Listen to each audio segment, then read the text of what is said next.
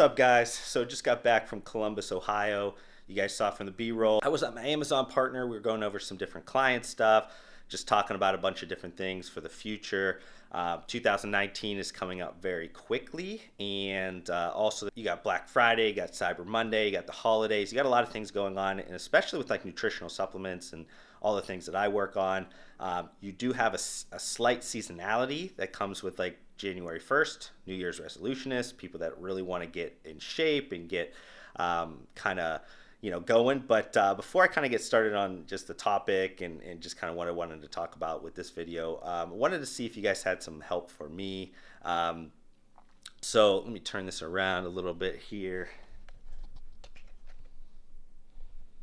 So as you guys can see, I have this kind of space that right now is just kind of housing some of the equipment. The idea in my head was that I would kind of do a background wall, something that's like pretty appealing. Maybe I've seen like things like grass, fake grass set up, or some plants, or just kind of like shelving with a bunch of different kind of like trinkets, and kind of thoughts are on that. So if you guys are kind of experts at that kind of stuff, just leave some comments below. Let me know what's going on. So I thought, since I was in Columbus meeting some of my business partners that do kind of some Amazon turnkey services, they're one of my partners that I use quite extensively for some of my clients. And before I kind of go a little bit farther, I want to congratulate those guys. They're actually named the fastest growing private company in Columbus, Ohio. So congratulations on that, guys. That's no small feat, especially if you look at the list. There are some big names, and Columbus actually, I think, was named the best place for startups right now. So it's got a lot of good things going on. So it's not like they're competing against a bunch of scrubs or anything. They definitely are competing against a bunch of really strong startups there. So want to congratulate those guys. But since we're on the topic of just Amazon, and that's just been kind of the focus here, I wanted to make sure I touched on something that I think is pretty important that a lot of people are missing on.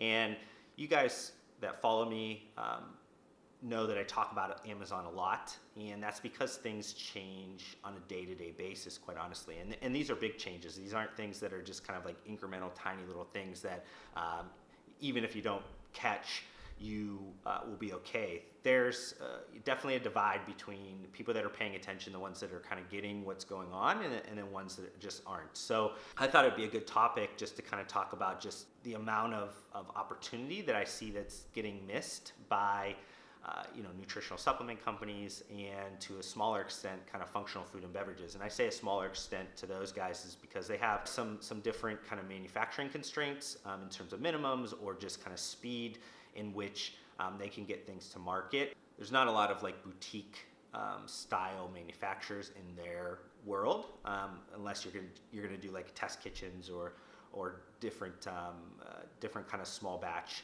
manufacturers.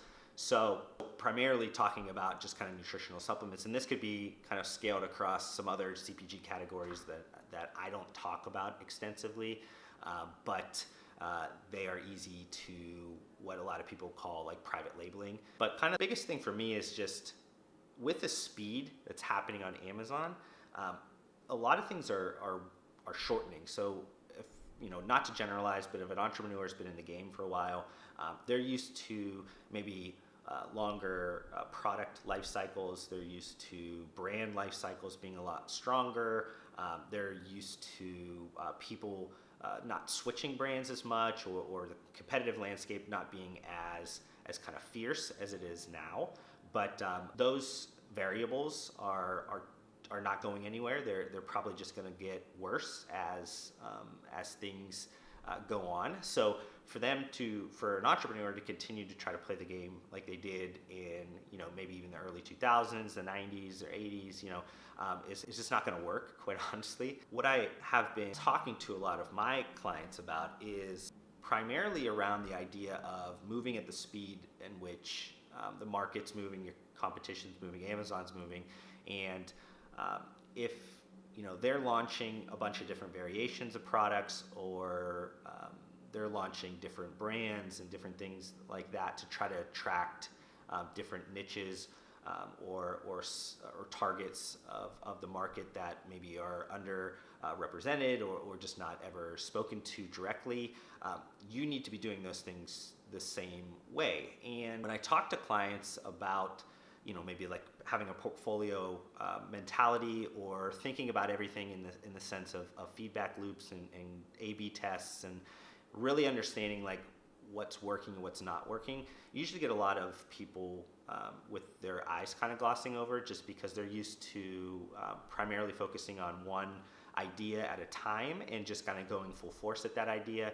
And not to say that that's a bad mentality. That's a mentality that's worked a lot over the years.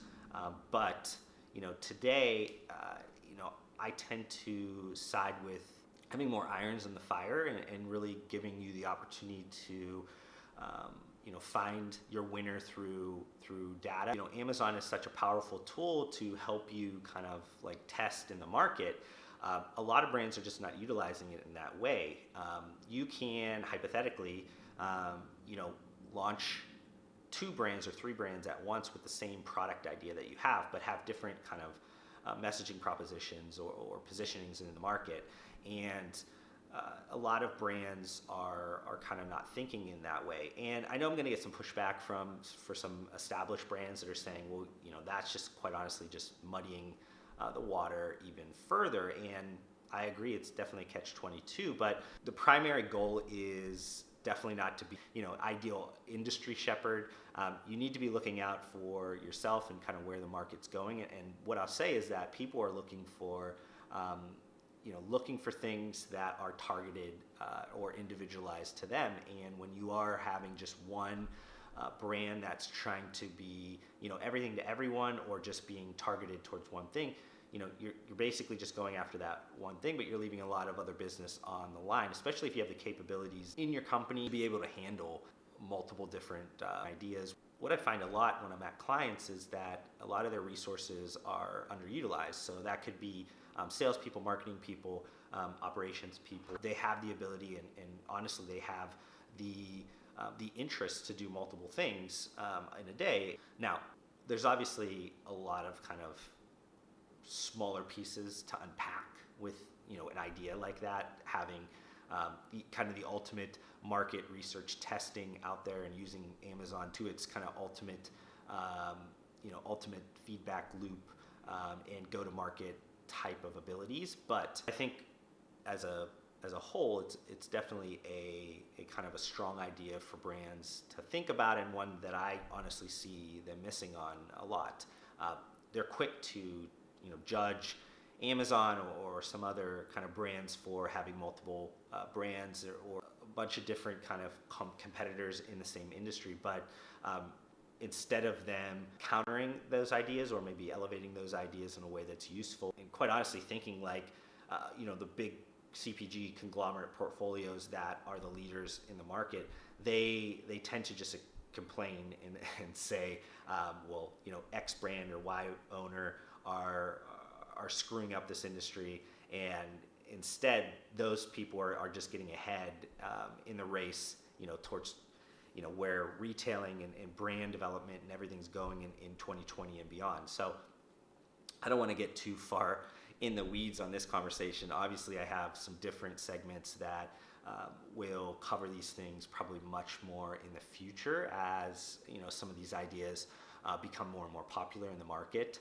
But I just wanted to make sure that on this kind of Amazon type of like vlog that I'm kind of doing, it I touched on some things that were on my mind. But if you guys have gotten this far in the video, make sure you guys are hitting the thumbs up button. That helps me with the algorithm. It helps me get my videos spread out a little bit further. If you guys have not subscribed to this YouTube channel, it ensures you guys get all of my video content that I do post on there. As always, I don't charge for this content. You guys can utilize it however you guys want. All I ask is if you are getting some value out of this content, make sure you guys are telling a friend, tell a colleague. It really would help me get this kind of community a little bit bigger and a little bit stronger. But I want to thank you guys for taking a little bit of time out of your day, and I'll see you guys on the next one.